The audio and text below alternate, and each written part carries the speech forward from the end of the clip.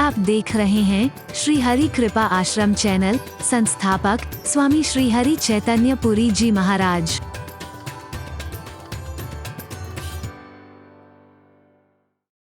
लेकिन जीवन अच्छा नहीं बना रह सका, कर्म अच्छे नहीं रह पाए, आचरण अच्छा नहीं रह पाया, चरित्र अच्छा नहीं रह पाया, तो हमेशा के लिए शंकर का कृपा पात्र नहीं बना रह सका। भक्ति दूर हो गई, निर्मल भक्ति दूर हो गई। कृपा होना और कृपा हमेशा बने रहना, हरि बोलना,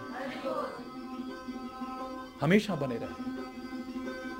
आज हमारा जीवन कैसा है, कल कैसा हो कौन जानता है। आज हमारी भावनाएं क्या हैं, कल कैसी हो जाए कोई नहीं जानता है। हमारी श्रद्धा कब अश्रद्धा में बदल जाए, हमारा प्यार कब समाप्त हो जाए, हमारी भावना कब खत्म हो जाए, हमारा विश्वास कब डगमगा जाए, कोई नहीं जानता है। वो बरकरार रह सके। भस्मासुर पर प्रभु ने कृपा ना की होती, शंकर ने कृपा ना की होती तो दर्शन देते। कृपा की, दर्शन दिए, उसका मन वांछित मांगने को कहा है, लेकिन चिंतन खराब कर लिया, प्राप्त शक्ति का दुरुपयोग करने की सोच ली, तो हमेशा के लिए कृपा पात्र बना नहीं रह सका। कृपा पात्र बने रहना भी, हरि बोल। प्रभु हृदय में विचार करते हैं, कृपाएं तो इस पर बहुत कर दी हैं, और ऐसा ना हो जाए कभी इसका जीवन ऐसा हो जाए कि ये कृपा से, हरि बोल,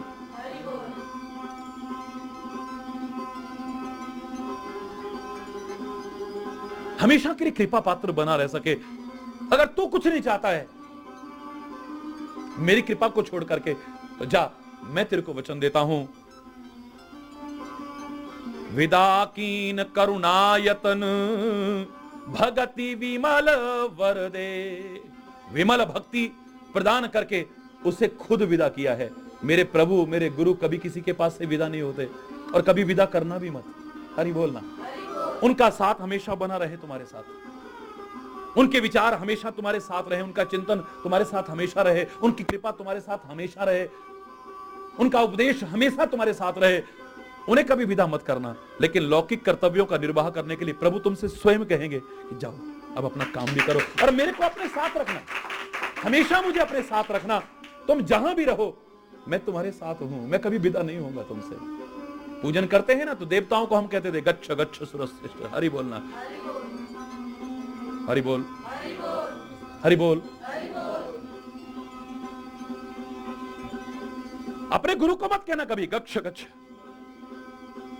परमात्मा को कभी मत कहना, संतों को कभी मत कहना, उनके उपदेशों को कभी मत कहना, उनकी प्रेरणाओं को कभी मत कहना, उनके संदेशों को कभी मत कहना, उनके ज्ञान को कभी भी कहने की कोशिश मत करिएगा। परमात्मा ने उसे विदा किया विमल भक्ति प्रदान करके। अब प्रभु स्नान करते हैं। आगे क्या हुआ शेष कल प्रभु की कृपा से आज यहीं पर अगर कोई गलत शब्द निकला हो उसके लिए क्षमा चाहते हुए एक बार फिर कहूंगा, बहुत चालाक बनते हो आज संसार के लोगों, दुनिया को धोखा देने की कोशिश करते हो। प्रभु सब देख रहा है। तुम दुनिया को धोखा नहीं, मुझे लगता है अपने आप को धोखा दे रहे हो। तुम चालाकियां करते हो धन पाने के लिए, मान सम्मान पाने के लिए, पद प्रतिष्ठा पाने के लिए, संसार के साधन पाने के लिए, संसार को पाने के लिए। काश चालाकी ही करनी थी तो ऐसी करते जिससे संसार नहीं, संसार का मालिक, उसकी कृपा मिल जाए, उसका सानिध्य मिल जाए।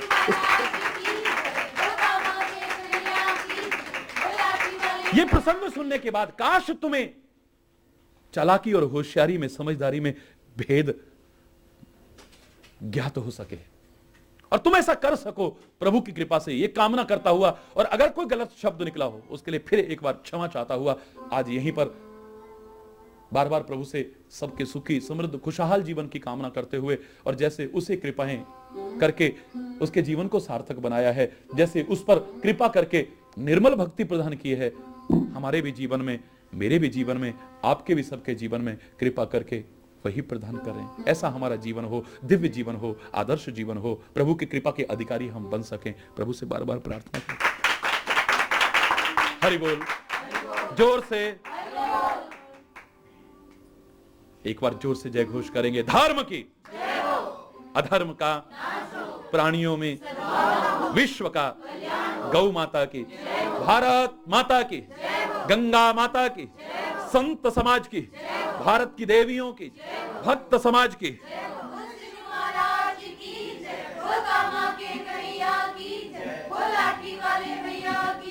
बोलो वृंदावन बिहारी लाल की जय। जय श्री राधे श्याम राम राम। हरि बोल। जिसके अनंत भाव थे, आप डंडे की तरह सीधे लेट जाएं, दंड की तरह से सीधे लेट जाएं। इसके भी अनेक लाभ हैं, लेकिन ऐसा आप करते रहें और जिस भाव से ये किया जाता है वो ना करें तो वो भी अनुचित है। और जो भाव इसके कारण आने चाहिए थे वो अगर आपके अंदर आ जाएं और एक बार आप लेट करके प्रणाम न भी कर पाए तो चलेगा, उसका लाभ मिल जाएगा। मैंने आपको बताया था कि दंडवत प्रणाम यानी डंडे की तरह सीधा होकर के प्रणाम, यह बता रहा है कि बड़ों के सामने, बुजुर्गों के सामने, महापुरुषों के सामने, सदगुरु के सामने, परमात्मा के सामने दंडवत प्रणाम का एक भाव मुझे नजर आता है, सीधे होकर के प्रणाम करने का यह भाव नजर आता है कि तुम दुनिया भर में टेढ़े चलते हो, कम से कम कोई तो जगह ऐसी रखो जहां आकर के सीधे हो जाओ, वहां टेढ़ेपन को अपने जीवन में मत आना। जो टेढ़ापन है तुम्हारा, क्योंकि तुम्हारी आदत हो गई है। दुनिया में भी आप कहते हो और सीधी से ना निकले तो टेढ़े से जरा, अरे आजकल सीधों का जमाना नहीं है जी, सीधों का कोई नहीं होता है, कोई हो ना हो पर गुरु और परमात्मा अवश्य होता है। तुम सीधे होकर तो देखो एक बार सीधे होकर के तो देखो। तुम सीधेपन का दिखावा ना करना, नाटक ना करना, ढोंगर पाखंड ना करना, वास्तविक जिसे सीधापन कहते हैं।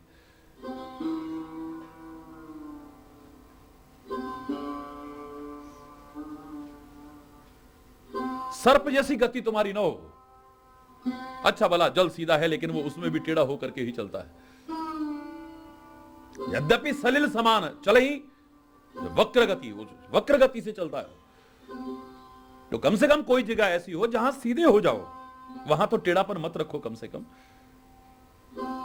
दूसरा जो दंडवत प्रणाम करने का एक भाव हमारे मन में आना चाहिए था, यह आना चाहिए था कि दंडवत प्रणाम लेट करके वही कर सकता है जिसके अंदर अहंकार नहीं होगा। अहंकार परिपूर्ण व्यक्ति झुकेगा भी नहीं। दंडवत प्रणाम तो बहुत दूर की बात है। यानी दंडवत प्रणाम का एक भाव हमारे सामने और है कि इन स्थलों पर या इन लोगों के सामने जहां आपको दंडवत प्रणाम करने का विधान किया गया है, उनके सामने अभिमान शून्य हो जाओ।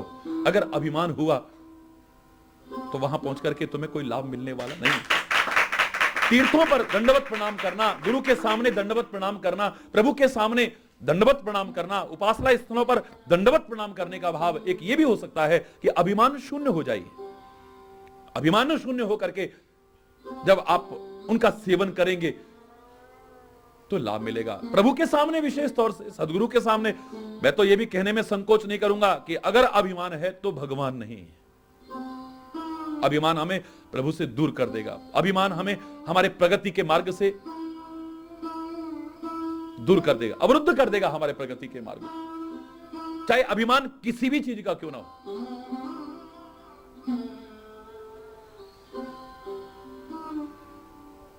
केवट ने दंडवत प्रणाम किया, प्रभु के मन में संकोच आ गया है। एक वो समय था हम रंक को राजा बना दिया करते थे। हरि बोल। अकारण ही याचक को अयाचक बना देते थे। और आज जिसने नाव में बैठा करके गंगा के पार किया, उसे देने के लिए हमारे पास कुछ है ही नहीं। गहराई के भाव से देखें तो बिना दिए भी प्रभु ने वो दे दिया है जो सारा जीवन करके भी इसको नहीं मिल सकता। वास्तविकता तो यह है कि प्रभु कृपा करके अपनी दयालुता और उदारता के कारण कहे अवश्य रहे कि मैंने इसे कुछ दिया नहीं।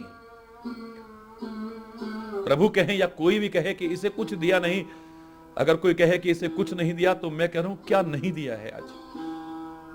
और ऐसा नहीं कि केवट इस बात को स्वीकार नहीं करता है, उसे इस चीज का एहसास नहीं है कि आज मुझे वो मिला है जो सारा जीवन तो क्या अनेक जन्मों तक भी करके मुझे नहीं मिल सकता। लेकिन साथ रहने का, सेवा के लिए साथ रहने का लाभ तब है जब आप अपने स्वामी के इशारे को समझने की कोशिश करें, और इशारा तो बहुत दूर की बात है, उसके हृदय के भाव को पहचानने की कोशिश करें। मैंने आपको बताया था कि लक्ष्मण ने शूर्पणखा के नाक और कान काटे। श्री राम ने पूछा कि तुमने इसके नाक और कान क्यों काटे? आपने कहा था प्रभु, मैंने तो स्पष्ट नहीं कहा। प्रभु आपने इशारा किया था ना, पर तुमने समझा कैसे? लक्ष्मण कहता है आपने 4 उंगली ऐसे की थी, फिर 1 उंगली ऊपर की थी, उसके बाद आपने ऐसे करके किया, मैंने नाक और कान काट दिए। कैसे समझा तुमने? बोले प्रभु 4 उंगली आपने की, 4 हमारे वेद होते हैं और वेदों को श्रुतियां कहते हैं, और श्रुति माने कान भी होता है। 1 उंगली आपने स्वर्ग लोक की तरफ की, उसको नाक भी कहते हैं, और नाक इसे भी कहते हैं, फिर आपने ऐसे किया, मैंने नाक और कान काट दिए।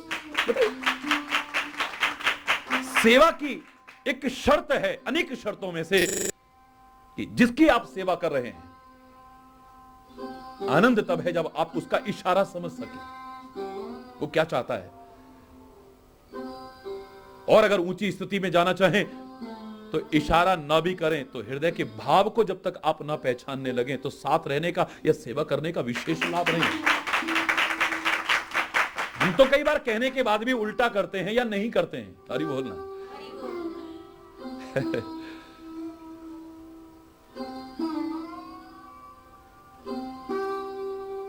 पिए ही की सिय जाननी हारी, मनि मुदरी मन मुदित उतारी। अपने पिया के हिया की बात समझ करके सिया ने मणि की मुद्रिका प्रसन्न मन से उतार करके दी।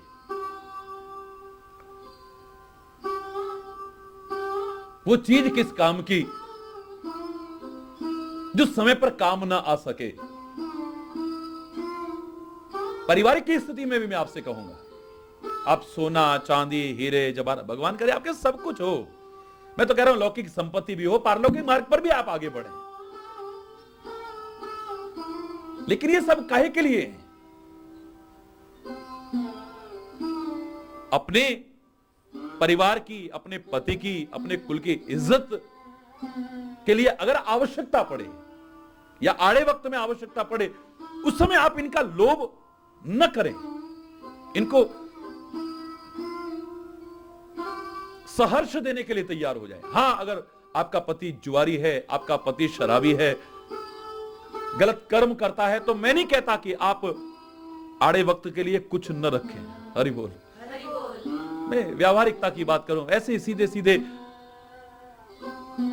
कि नहीं नहीं नहीं नहीं नहीं नहीं नहीं नहीं नहीं पति परमेश्वर है, उसने कह दिया तो हरि बोल। बिल्कुल पति परमेश्वर है, इसमें कोई संकोच की बात नहीं है, लेकिन उसके गंदे व्यसनों के लिए आप सब कुछ बर्बाद न करना चाहें तो हरि चैतन्य कभी भी उसे मान्यता नहीं देगा।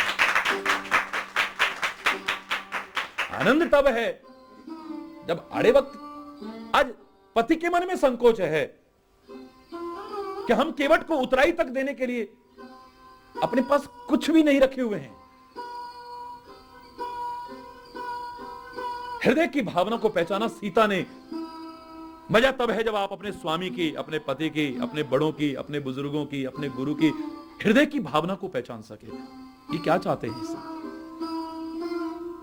इतना समय चित्रकूट में बर्बाद हो रहा है, लोग कष्ट उठा रहे, श्री राम ऐसा सोचते हैं, माताएं हैं, गुरु हैं, उधर अवध की क्या दशा हो रही होगी, कोई निर्णय नहीं निकल पा रहा है, तो आखिर में कह रहे हैं जो भरत भैया कहेगा मैं करूंगा ना।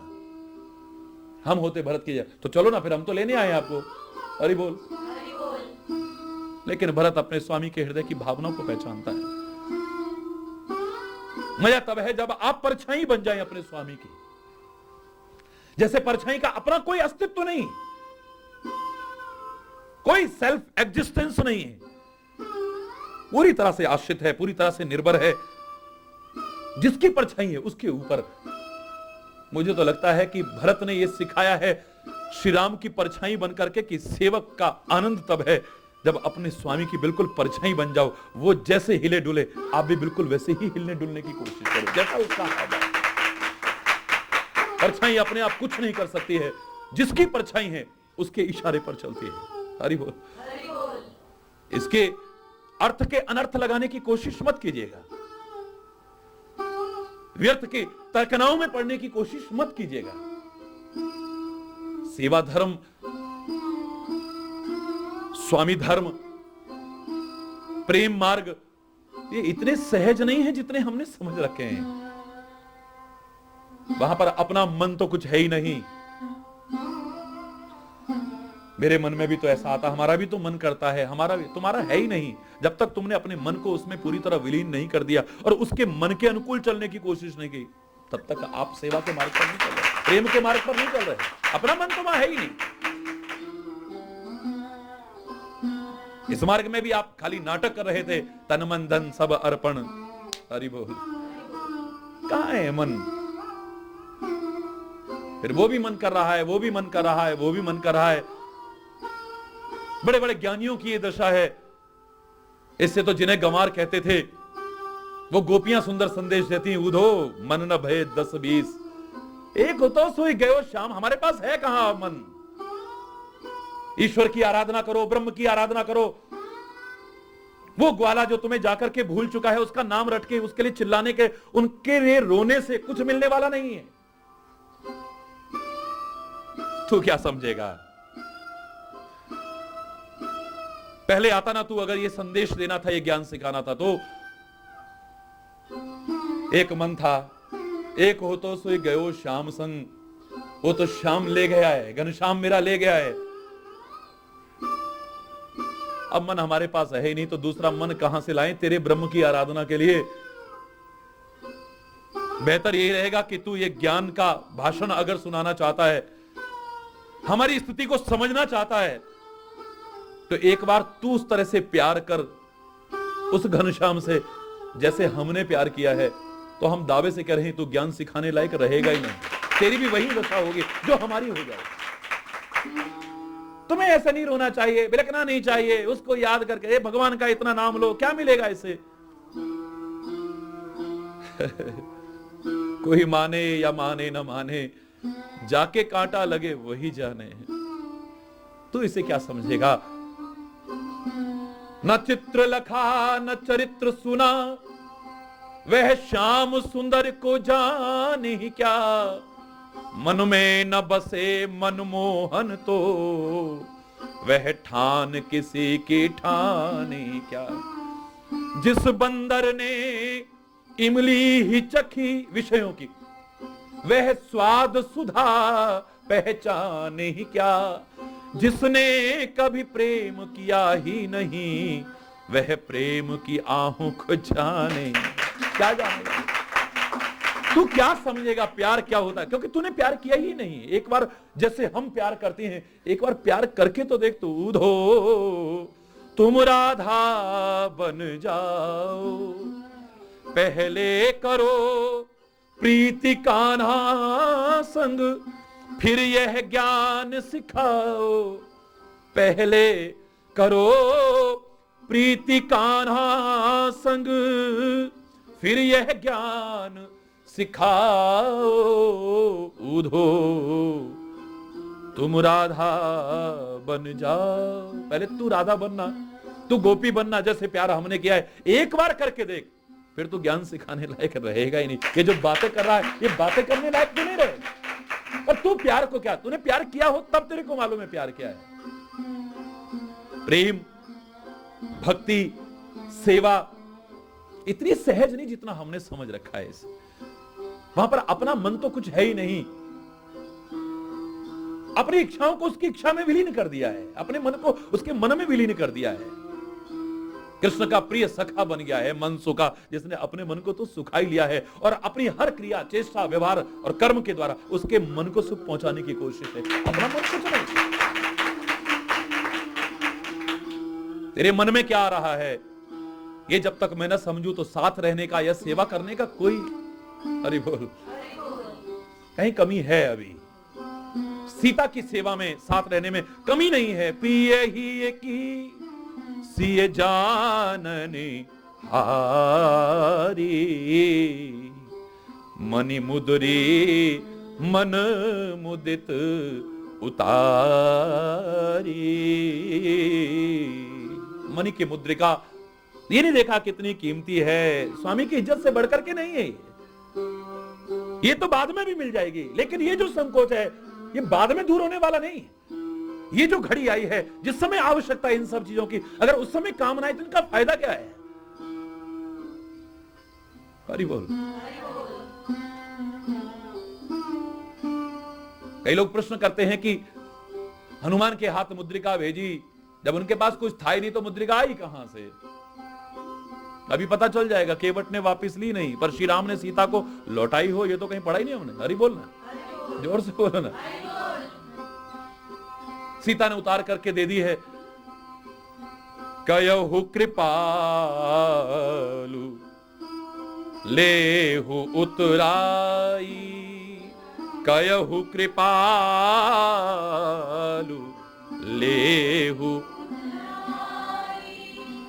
कृपालु ने कितनी कृपाएं की हैं, क्या नहीं दिया है आज? अगर उसकी कृपा मिल गई तो क्या नहीं मिल गया है? अरे बोल, कृपा से बढ़कर के क्या हो सकता है संसार में? सब कुछ मिला और उसकी कृपा ना मिली तो मुझे लगता है कुछ नहीं मिला है, और उसकी कृपा मिल गई, कुछ ना मिला तो समझो सब कुछ मिल गया। इसलिए जब देने लगे हैं तो तुलसी विशेष तौर से कहता है कृपालु है, इतनी कृपा की है इन्होंने। कृपा के महत्व को जानने वाला कृपा से बढ़कर के किसी चीज को नहीं आंकता है। दुनिया के हर सुख को, वैभव को, पद को, साम्राज्य को ठुकराने को तैयार हो जाएगा मात्र कृपा के लिए। सुंदरकांड का सुंदर प्रसंग याद करो ना।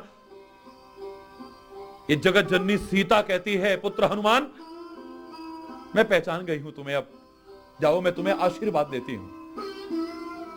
बड़ी कृपा है, आपका आशीर्वाद मिल जाए और क्या चाहिए मां? हो हुतात बलशील निधाना। एक ही चौपाई में बहुत कुछ कह गए, लेकिन लगता है बहस हुई। जाओ ताकत के भंडार हो जाओ। लगता है हनुमान ने कहा होगा ताकत तो राक्षसों में भी कम नहीं है, लेकिन उस ताकत का क्या फायदा जो शक्ति परेशान पर पीड़न आए, जो शक्ति दूसरों को सताने के काम आए। ऐसी शक्ति से तो निर्बल होना कहीं अच्छा है। उस ताकत का क्या लाभ जो दूसरों को सताने के काम आए? मां आशीर्वाद ऐसा दो जो कुछ विलक्षण हो। ठीक है, ताकत भी तुम्हारे अंदर हो, साथ में शील हो, तुम शक्ति का दुरुपयोग न कर सको। हरि बोल।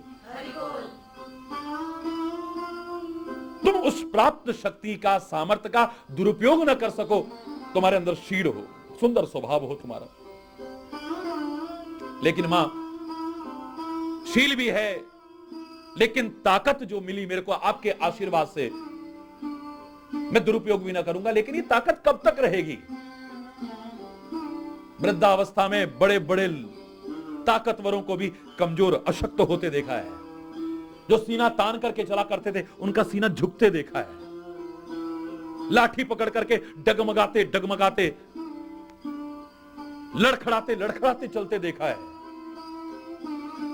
मुझे लगता है वो मजाक सा लगता था, लेकिन किसी कवि ने गलत नहीं कहा। वृद्धावस्था का जो चित्रण किया, याद रखना, आंखों पे तनेगा जाला, नाक से बहेगा नाला, लाठी से पड़ेगा पाला, जरा जिंदगानी में। जरा माने बुढ़ापा। लाठी से पड़ेगा पाला, जरा जिंदगानी में। खड़े खड़े वस्त्रों में, भगवान न करे ऐसा किसी के साथ, देखा है मैंने। अब करोगे मलमूत्र त्याग और पड़े पड़े थूकते रहोगे थूकदानी में। भजन क्या करोगे तब, शक्ति ना रहेगी जब, करना है सो कर लो भैया अभी तुम जवानी है। जो करना है कर लो, अब जवान पता नहीं, फिर हाय आउच निकलेगा। हरि बोल नहीं आने वाला, फिर हरि बोलना, जोर से बोलो ना। भगवान ना करे आप नियमित दिनचर्या जिए, संयमित जीवन जिए, खान पान अच्छा रखें, आचरण अच्छा रखें, कर्म अच्छे रखें, प्रभु का नाम लेते रहें, आप आजीवन स्वस्थ रहें।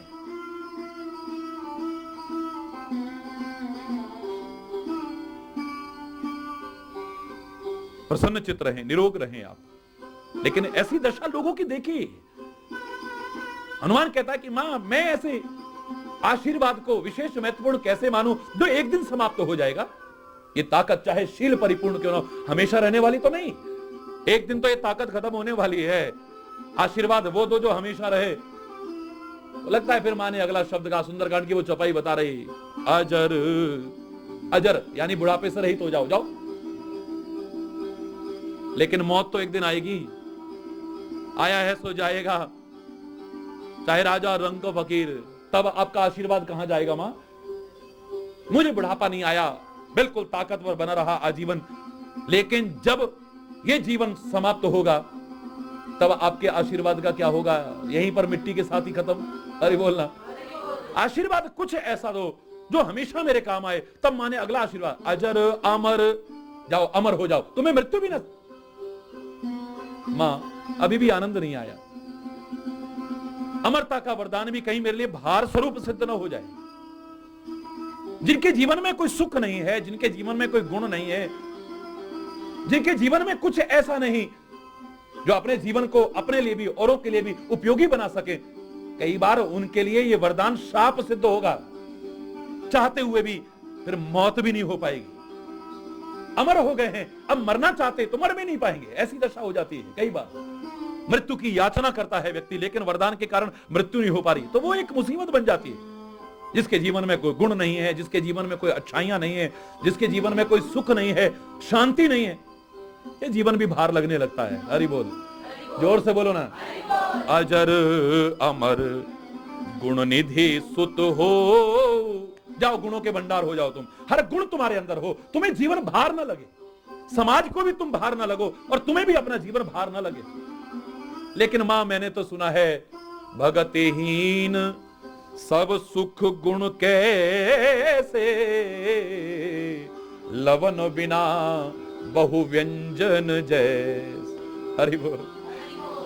कि भक्ति के बिना, प्रभु की कृपा के बिना ये सारे के सारे सुख भी, सारे के सारे गुण कैसे हैं? जैसे कि बड़ा सुंदर आपने पकवान बनाया पर नमक डालना भूल गए। बड़ा सुंदर उसका रंग भी दिखाई दे रहा है, बड़ा सुंदर उसका रूप भी दिखाई दे रहा है, सब कुछ अच्छा लग रहा है सब्जी का, लेकिन नमक डालना भूल गए। हरि बोलना। हर कोई हरि चैतन्य तो नहीं है जो कहा बहुत स्वाद है, बहुत स्वाद है, बहुत स्वाद है। हरि बोलना। आपको आनंद ही नहीं आएगा ना उसमें, आपको उसमें आनंद नहीं आएगा। जैसे उस पकवान में यदि आप नमक डालना भूल जाएं तो बहुत सुंदर होते हुए भी वो बेकार सा लगता है, फीका फीका बेकार सा लगता है। बोले ऐसी भक्ति ना हो तो सुख और गुण भी सारे फीके लगते हैं, बेकार है। मां समझी ये कोई साधारण नहीं है, प्रभु का विशेष कृपा पात्र है। ये छोटी छोटी तुच्छ सांसारिक चीजों से प्रसन्न होने वाला नहीं है। ये जीवन की वास्तविकता जानना चाहता है, जीवन की वास्तविक उपलब्धि पाना चाहता है। मां कहती है, बेटा समझ गई मैं। हो हुतात बलशील निधाना, हो हुतात अजर अमर गुण निधि सुत हो, अजर अमर करहु बहुत रघुनायक छोहु, करहु बहुत रघुनायक छोहु।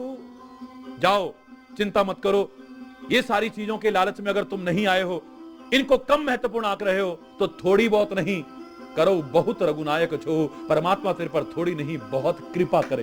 जा मैं तेरे को आशीर्वाद देती हूं, श्री राम का बहुत अधिक कृपा पात्र तू बने। करही कृपा प्रभु असु सुनिकाना, करही कृपा प्रभु असु सुनिकाना, निर्भर प्रेम मगन हनुमाना, निर्भर प्रेम मगन। इतने आशीर्वाद सीता दे रही हैं, प्रेम में मग्न क्यों नहीं हुए हनुमान, आनंदित क्यों नहीं हुए हैं? पर जैसे ही सुना करे ही कृपा प्रभु अस सुनिकाना, ये सुना कान से कि प्रभु कृपा करेंगे, निर्भर प्रेम मगन हनुमाना। क्योंकि कृपा के रहस्य को जो जानते हैं वो कृपा से बढ़कर के संसार के किसी उपलब्धि को नहीं जानते। उनके लिए हर उपलब्धि कृपा से गौण है, न्यून है, वो सारी की सारी कृपा से बढ़कर के जीवन की कोई और कृपा हो जाए तो हरि बोल। आज इतनी कृपाएं करने के बाद श्री राम कहते हैं कयहु कृपालु लेहु उतराई, कयहु कृपालु लेहु केवट चरण गहे अकुलाई, केवट चरण गहे अकुलाई। कृपालु कह रहे हैं ये तुम्हारी उतराई है केवट, कितनी कीमत लगती होगी तब, शायद 1 पैसा 2 पैसा इतना लगता होगा नाव में गंगा जी पार करना उस जमाने में, और हो सकता है इससे भी कम हो, तब तो और भी कोई मुद्रा क्या चलती थी। हरि बोल।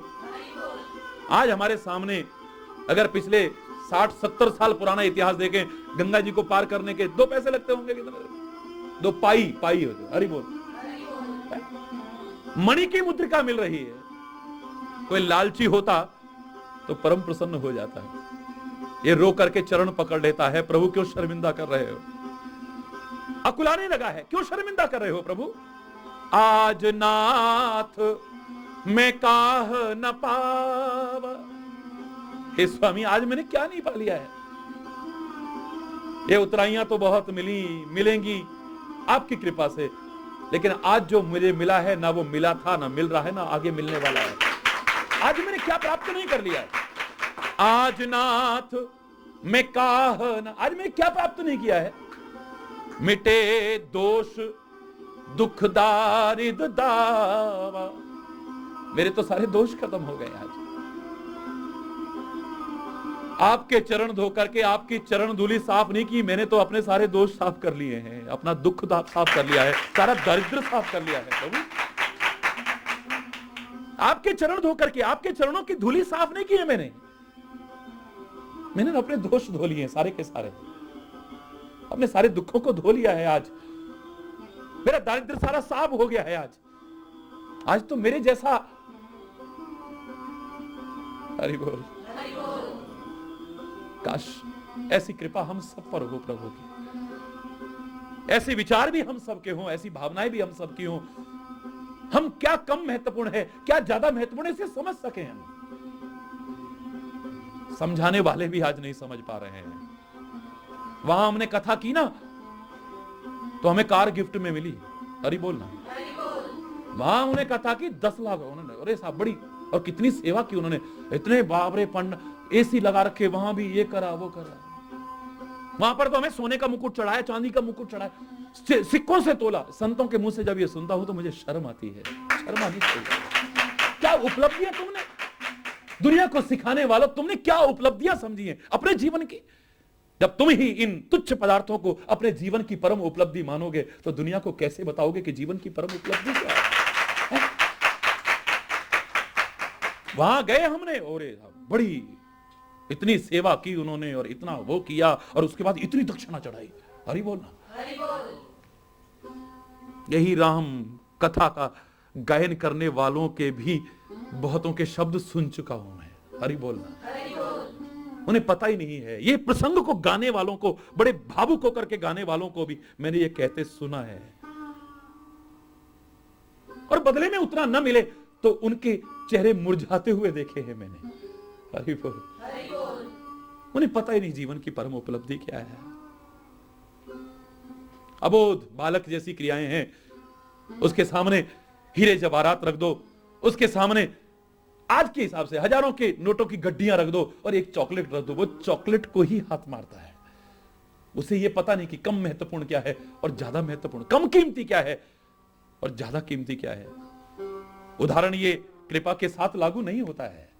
सांसारिक धन वैभव कृपा का मुकाबला कहां कर सकते हैं। ये कम कीमत का, ज्यादा कीमत का नहीं, ये तो अनमोल है, इसकी तो कोई कीमत भी नहीं आ सकता।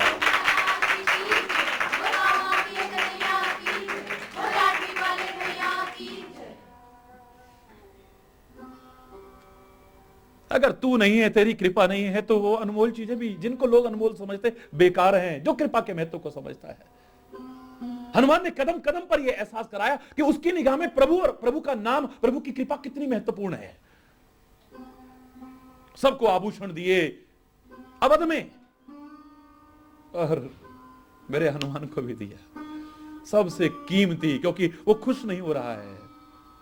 उपहार दिए जा रहे हैं सबको, सारे बड़े खुश हो रहे हैं, कोई गले में पहनता है, कोई सिर पर पहनता है। मेरे हनुमान को ये कीमती दिया, वो भी छोड़ देता है उसे, और कीमती दिया। मां जानकी को लगा कि शायद मैंने अभी कुछ बहुमूल्य चीजें से नहीं दी है। सबसे कीमती हार, जिसकी कीमत आंकी नहीं जा सकती थी, मां कृपा करके पकड़ा देती है। हनुमान लगता है तुम्हें कम कीमती चीज दी होगी, ये पकड़ो ना। आश्चर्य है कर रहे हैं लोग कि इतनी बहुमूल्य इस हनुमान को, लेकिन हनुमान है कि उसे तोड़ करके, एक एक दाना तोड़ तोड़ करके देखता है, तोड़ता है, फेंक देता है, तोड़ फेंक देता है, तोड़ रहा है, फेंक रहा है, तोड़ रहा है, फेंक रहा है। ये क्या कर रहे हो? मालूम है तुम्हें कितनी कीमती है ये? इसे तोड़ तोड़ करके क्यों फेंक रहे हो? मैं तोड़ करके देख रहा था, इसमें प्रभु का नाम है या नहीं, इसमें मेरे प्रभु की छवि है या नहीं। जिसमें मेरे प्रभु का नाम नहीं है, मेरे प्रभु की छवि नहीं है, जिसमें मेरे प्रभु नहीं है, मेरे प्रभु की कृपा नहीं है, वो बहुमूल्य से बहुमूल्य चीज भी तुच्छ है मेरे लिए, बेकार है। जिसने समझा है प्रभु की कृपा के रहस्य, हम तुच्छ तुच्छ चीजों को पाकर के बड़े खुश हो जाते हैं। ये मिल गया है, ये मिल गया है, ये मिल गया है। हमने कृपा के रहस्य को भी समझा ही नहीं है। अगर तुच्छ पदार्थ पाकर के, तुच्छ पद पाकर के, तुच्छ प्रतिष्ठा पाकर के, तुच्छ वैभव पाकर के, राज्य भी पाकर के प्रभु की कृपा के अभाव में हम प्रसन्न हो रहे हैं, तो वो प्रसन्नता किसी दिन हमारी दुख में बदल जाएगी। राम विमुख संपत्ति प्रभुताई जाए रही, पाई बिन पाई, पाई हुई भी समाप्त हो जाएगी एक दिन। और जो तुम पा सकते थे परमात्मा से विमुख होकर के, उससे भी वंचित रह जाओगे। और तुम पा सकते थे, कुछ और भी पा सकते थे, और तुमने समझा ही नहीं है। हरि बोल। सब कुछ पाना प्रभु कृपा से मैं तुम्हारे लिए प्रार्थना कर रहा हूं। ईश्वर करे तुम्हें सब कुछ मिले जीवन में, लौकिक सुख सुविधाएं भी इतनी मिले, लेकिन प्रभु की कृपा, प्रभु गुरु की कृपा, गुरु प्रभु की स्मृति, इनसे दूर होकर के मिले तो खुश मत होना कभी, मत खुश होना। वहां पर तुम्हारे मन में भाव आना चाहिए, प्रभु का साथ रहा तो चाहे अपने कर्मों के कारण आए, कितने कष्ट आए हैं पांडवों पर, उसका एक अंश आज व्यक्ति पर आए, विचलित हो जाएगा। अगर उसका साथ बना रहा तो दुख भी सुख में बदल जाएगा। उसका साथ न रहा, मैं दावे से कह रहा हूं, आपका सुख भी कब दुख में बदल जाए कुछ कह नहीं सकते।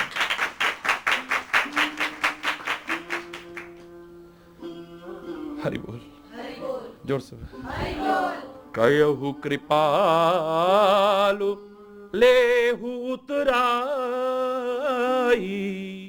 कहु कृपाल लेहु उतराई, केवट चरण गहे अकुलाई। अकुला करके चरण पकड़ लिए, स्वामी शर्मिंदा कर रहे हैं आप।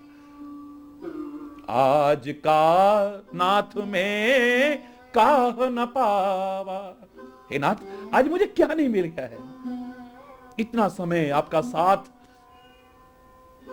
आपका आशीर्वाद, आपकी अनंत कृपाएं, नहीं मुझे नहीं चाहिए। केवट तुम्हें लेना पड़ेगा। कवि ने कितने प्यारे भाव दिए हैं। केवट कहता है, नाई से न नाई लेत, धोबी से न धोबी लेत, दे के मजूरियां ये जाति को न बिगाड़िए। अरे बोल, क्यों जाति को, बिरादरी को खराब कर रहे हो? हम एक जाति के हैं, एक बिरादरी के हैं। कितनी चालाकियां कर चुका है। अब देखिए आप, कितना सुंदर भाव आता है, मुझे नहीं चाहिए ये, आप क्या दे रहे हो ये। नाई के पास अगर बाल कटाने जाए तो उससे नहीं लेता है वो, कभी होता था ऐसा। हरि बोल। धोबी से ना धो भी लेत। डॉक्टर अगर डॉक्टर को दिखाने कभी जाना पड़े तो डॉक्टर उससे फीस नहीं लेता है, तो ये भी तो डॉक्टर है भाई। आप जाति बिरादरी को खराब मत करो। प्रभु कहते और तो तूने सब कुछ करा, पर अपनी बिरादरी में कैसे सम्मिलित कर लिया हमें? अपनी जाति में बिरादरी में कैसे सम्मिलित कर लिया? बोले फर्क इतना हो सकता है, हम बिरादरी तो एक ही है, जाति हमारी एक ही है, पर तुम्हारा बड़ा धंधा होगा, हमारा छोटा। हमारा धंधा भी एक है। बोले हाँ एक ही धंधा है, तुम भी पार करते हो, मैं भी पार करता हूं, फर्क इतना है मैं छोटी सी गंगा से पार करता हूं, तुम भवसागर से पार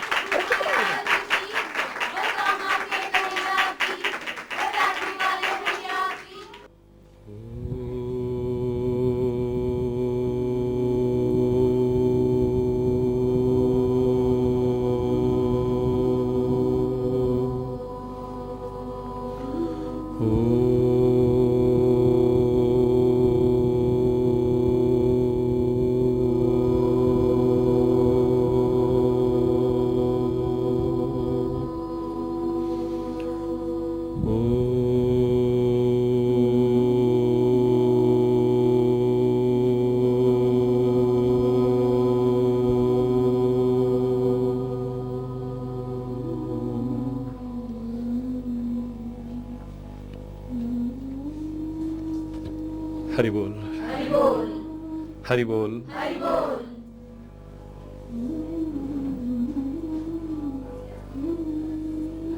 गंगा जी का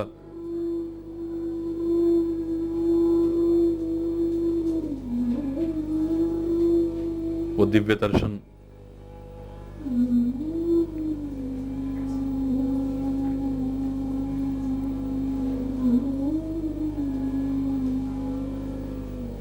निरंतर लक्ष्य की ओर बढ़ते रहने का सुंदर संदेश दे रहा है।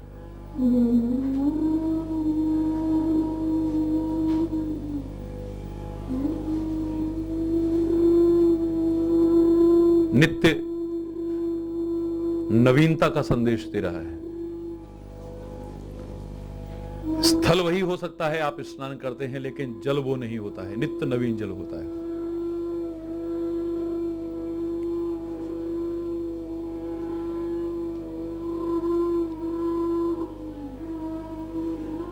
स्वयं पवित्र होकर औरों को भी पवित्र करने का एक महान संदेश देता है।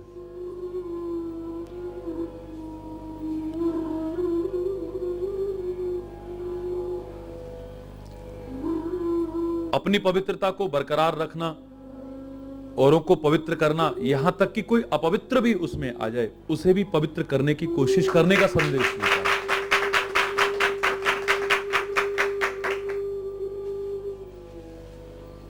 ऐसा जीवन हो जो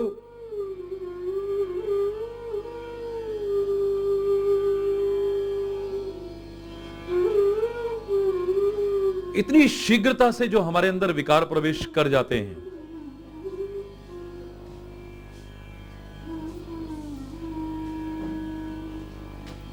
हमारा मस्तिष्क प्रदूषित हो जाता है बहुत जल्दी।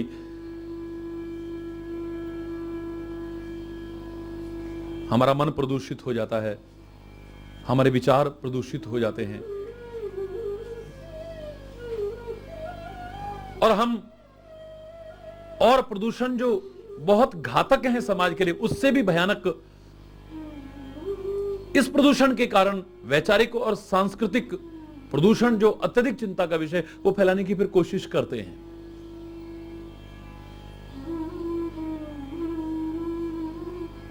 और जल होंगे तो बहुत जल्दी खराब होने लगते हैं। लेकिन जिसे गंगा कहते हैं, हरि बोल, जिसे वास्तव में गंगा कहते हैं, उसके अंदर बहुत सामर्थ्य है, वैज्ञानिक भी नहीं नकार सकते। बहुत समय तक उसके अंदर कोई विकार प्रवेश नहीं कर पाता है। काश ऐसी सामर्थ्य अपनी विकसित करने की हम लोग भी कोशिश करें। ये संदेश है।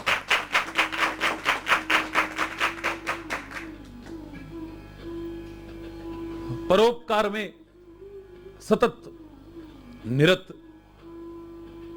रहने का सुंदर संदेश देता है। मर्यादा में रहते हुए लोगों के जीवन का कल्याण करते रहने का संदेश देता है। गंगा जी भी स्वयं जब तक सीमा और मर्यादा में है, अपने किनारे बसे लोगों को जीवन देती हैं, प्राण देती हैं, जल देती हैं, अन्न धान देती हैं, सब कुछ देती हैं। लेकिन वो कहती है, अगर मैंने भी कभी बाढ़ आने पर सीमा और मर्यादा को तोड़ा है तो मैं भी कल्याणकारी नहीं बनी, औरों के विनाश का कारण बनती हूं। आप पवित्रताओं और दिव्यताओं के अहंकार में कभी आकर के मर्यादाओं को तोड़ने की कोशिश मत कीजिएगा, अपनी सीमाओं को लांघने की कोशिश मत कीजिएगा। महान पवित्रतम गंगा होने के बावजूद आप फिर जीवन देने वाले नहीं, जीवन लोगों का लेने वाले बन जाएंगे। 78 में गंगा जी के किनारे पर बाढ़ आई थी, जिन गांवों को किनारे बसे लोगों को जीवन देती थी। मेरे मुंह से अच्छा तो नहीं लग रहा, लेकिन कहना पड़ रहा है, बाढ़ आने पर सीमा और मर्यादा तोड़ने के कारण कितने लोगों का जीवन लेने वाली बन गई थी।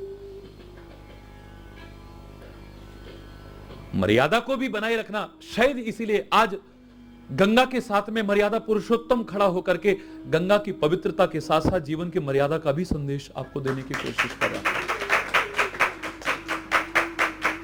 मर्यादा विहीन जीवन ना अपना कल्याण कर सकता है, ना दूसरों का कल्याण कर सकता है। आज बहुत सुखद संयोग है,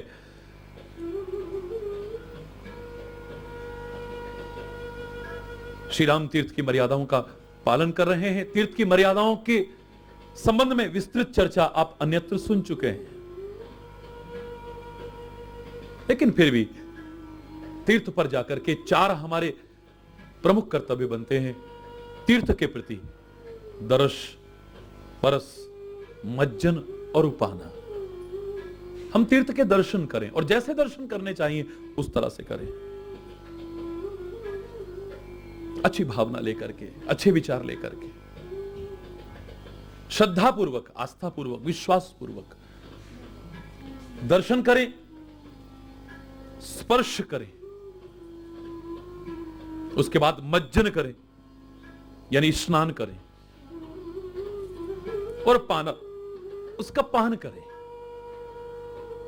गंगा की पवित्रता, श्री राम की मर्यादा के साथ साथ यहां तो सत्संग की त्रिवेणी बह रही है। सत्संग की त्रिवेणी में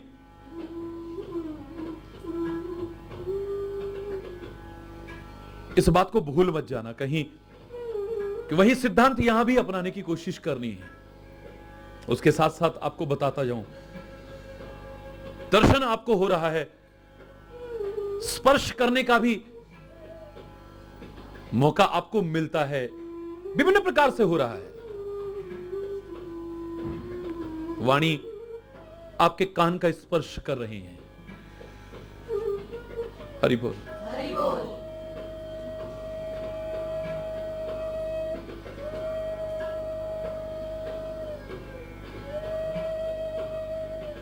जिसे आप स्पर्श कहते हैं वो भी आपको ईश्वर की कृपा से सौभाग्यवश अवसर मिलता है। दर्शन है, स्पर्श है, लेकिन इस त्रिवेणी में, सत्संग की त्रिवेणी में अगर आपने मज्जन न किया तो अधूरा है। स्नान भी करें।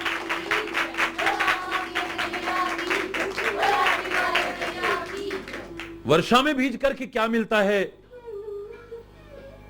ये खिड़की से झांक करके पता नहीं लगेगा, उसमें स्नान कीजिए आप। सागर के अंदर कितने अनमोल रत्न छुपे हुए हैं, ये किनारे बैठ करके नहीं पता चलता है। जिन खोजा तिन पाइया, गहरे पानी बैठ।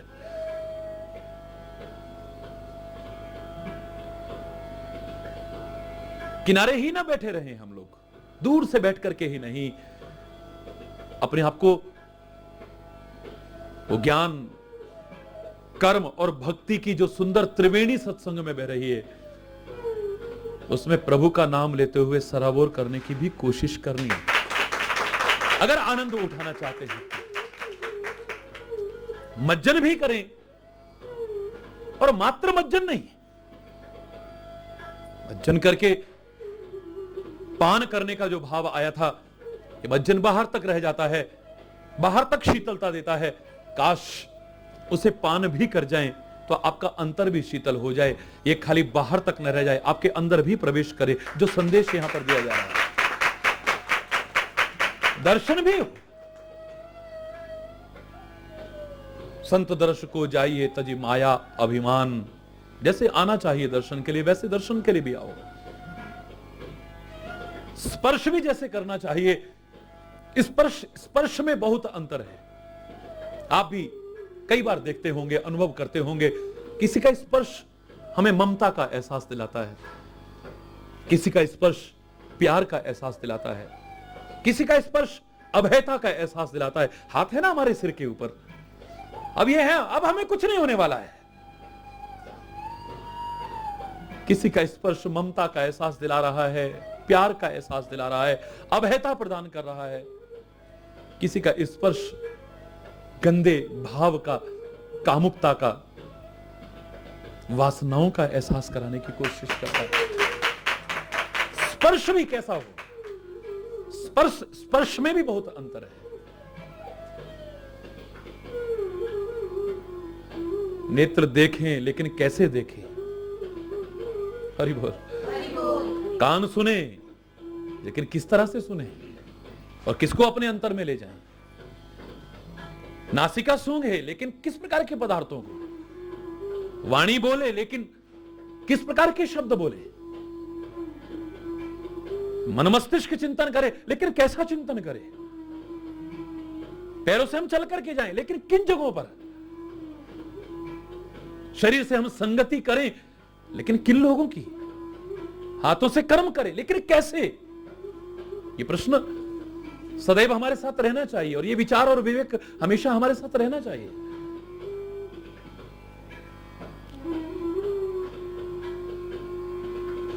आंखें वही हैं, लेकिन यही आंखें जब देखती हैं तो बड़ी ममता नजर आती है, प्यार नजर आता है, स्नेह नजर आता है,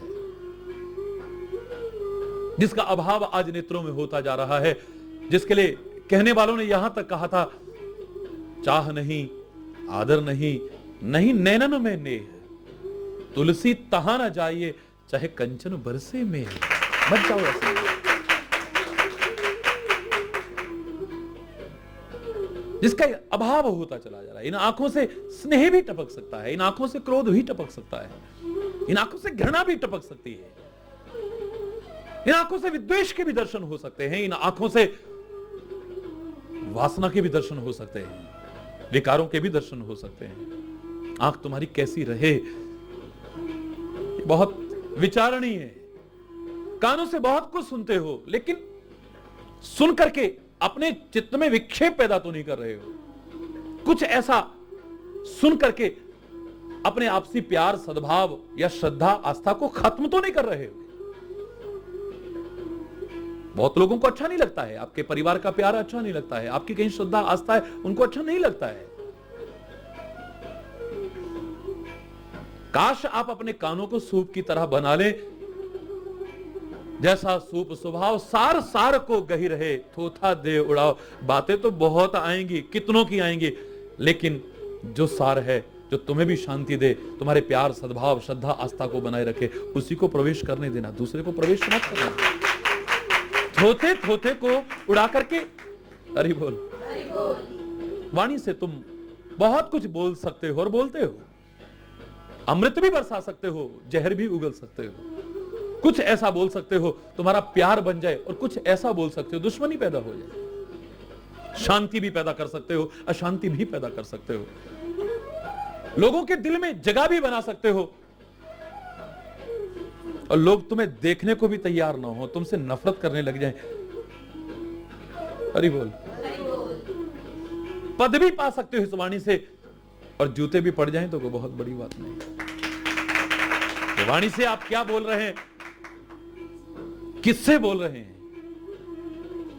मैं तो कहूंगा कि मूर्ख हैं वो लोग जो शमशानों में जा जा करके सिद्धियां कर रहे हैं, कठोर तपस्या करके लोगों को वश में करने के लिए सिद्धियां कर रहे हैं।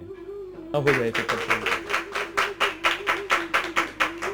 कठोर वचनों का परित्याग कर दो, विषैले वचनों का परित्याग कर दो, मधुर बोलने लगो, हितकारी बोलने लगो, सारी दुनिया तुम्हारे वश में हो जाएगी। बहुत अनमोल है ये, बहुत सोच करके बोलो, हृदय रूपी तराजू में तोल करके बोलो। ये जो ताला लगाया है परमात्मा ने, इसलिए लगाया है कि इस ताले को, मुख रूपी ताले को तब खोलो जब अंदर विचार कर लो, जो मैं बोल रहा हूं इसका परिणाम अच्छा ही होगा, बुरा परिणाम नहीं होगा। मन से, मस्तिष्क से आप अच्छे अच्छे विचारधारा भी कर सकते हैं, बुरी भी कर सकते हैं, लेकिन अच्छे अच्छे करना। तन में मनः शिव संकल्पमस्तु, इस मन से शिव शिव संकल्प करना, कल्याणकारी संकल्प करना, सत्य संकल्प करना, सुंदर संकल्प करना, तो तुम्हारा जीवन भी बहुत सुंदर बन जाएगा। इन हाथों से तुम क्या नहीं कर सकते हो, सब कुछ कर सकते हो। ये हाथ से किसी को निर्भय कर सकते हो, आश्वस्त कर सकते हो। इस हाथ से तुम अपना गुस्सा भी प्रदर्शित कर सकते हो। इस हाथ से किसी की जान ले भी सकते हो। और वैज्ञानिक बन करके अच्छी दवाइयां इन हाथों से बना करके किसी की जान बचा भी सकते हो। ऑपरेशन करके किसी की जान बचा भी सकते हो। किसी डूबते हुए को इन हाथों से उबार भी सकते हो, किनारे पर भी ला सकते हो, और किसी को धक्का मार करके डुबो भी इन्हीं हाथों से सकते हो। इन हाथों से ममता और प्यार, स्नेह, वात्सल्य भी लुटा सकते हो, और इन हाथों से काम वासना भी प्रदर्शित कर सकते हो तुम। इन्हीं हाथों से अच्छे कर्म भी कर सकते हो, इन हाथों से बुरे कर्म भी कर सकते हो, पर जैसे करने चाहिए वही करना। यही सत्संग तुम्हें सिखाने की कोशिश कर रहा है। इन पैरों से आप हर जगह चल करके जा सकते हो, सामर्थ्य दी है प्रभु ने।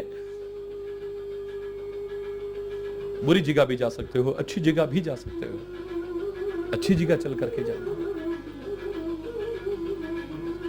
इस त्रिवेणी में जो आपको स्नान कराने की कोशिश किया, उसमें स्नान करना और मात्र स्नान न करना, आपका बाह्य जीवन ही पवित्रता परिपूर्ण न हो, आपके अंतर में भी पवित्रता आ जाए, अंतर में भी शुद्धता आ जाए, अंतर में भी जितना प्रदूषण है वो सारा का सारा दूर हो जाए, विकार जितने हैं दूर हो जाएं। इसके लिए उसे पान भी करने की कोशिश करना, उस ज्ञान को, उन विचार को, उस चिंतन को अपने अंतर में भी ले जाने की कोशिश करना, पान करके। श्री राम दर्शन भी करते हैं, स्पर्श भी करते हैं गंगा जी का, और अब केवट को अनंत कृपाएं लुटा करके, अनंत आशीर्वाद लुटा करके, निर्मल भक्ति का वरदान प्रदान करके, तब मज्जन करी रघुकुल नाथ, पूजी पार्थिव नायउ माथा।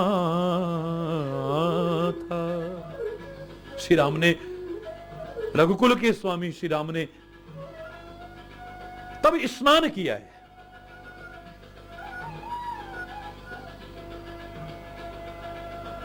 उसके जीवन को कृतकृत्य करके, उसके जीवन को धन्य करके। मैं तो कह रहा हूं कि सामने अगर अवसर मिल रहा है किसी के जीवन को धन्य करने का, अपना जीवन धन्य करते हुए,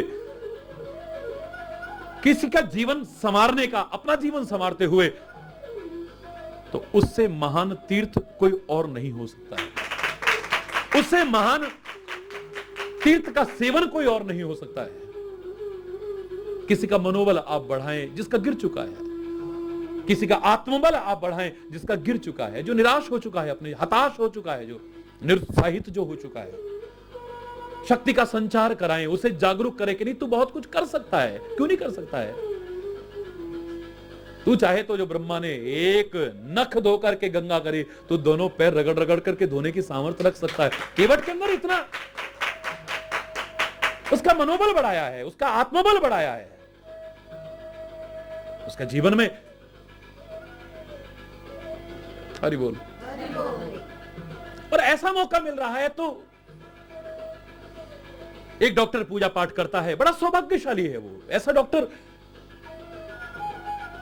मैं तो कह रहा हूं यद्यपि वो अगर कर्म भी ठीक से करे, उसकी पूजा है, लेकिन अगर उसके बावजूद भारतीय संस्कृति के अनुरूप पूजा कर रहा है, वो भी किस्मत वाला है, सौभाग्यशाली है।